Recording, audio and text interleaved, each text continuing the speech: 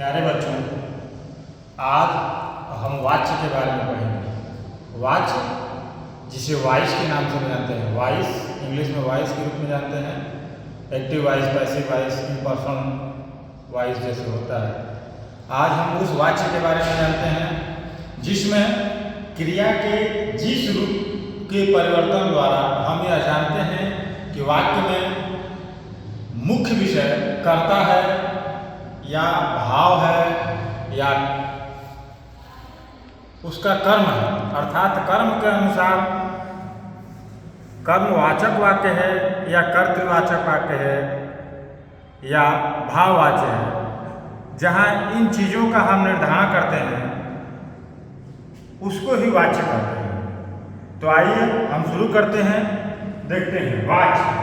वाच्य जहाँ क्रिया के बदलते स्वरूप जिसमें कर्ता, कर्म और भाव की प्रधानता को हम जानते हैं उसको वाच्य कहते हैं।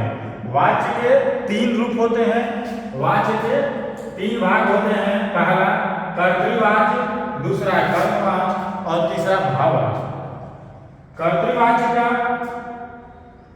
कर्ता की प्रधानता होती है। कर्तृवाच्य में कर्ता की प्रधानता होती है। जैसे शुभम पुस्तक पढ़ता है, अर्थात शुभम ने पुस्तक पढ़ने का काम किया है। वह इसमें इस वाक्य में कर्ता शुभम पे बल दिया गया है कि उसने पढ़ने का काम किया है, इसलिए इसको कर्तृवाच्य कहते हैं।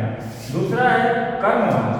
कर्मवाच्य में हम इसको समझ सकते हैं कि शुभम द्वारा पुस्तक पढ़ी जाती है, अर्थात जो पुस्तक पढ़ने का काम किया गया है वह शुभम के द्वारा किया गया है।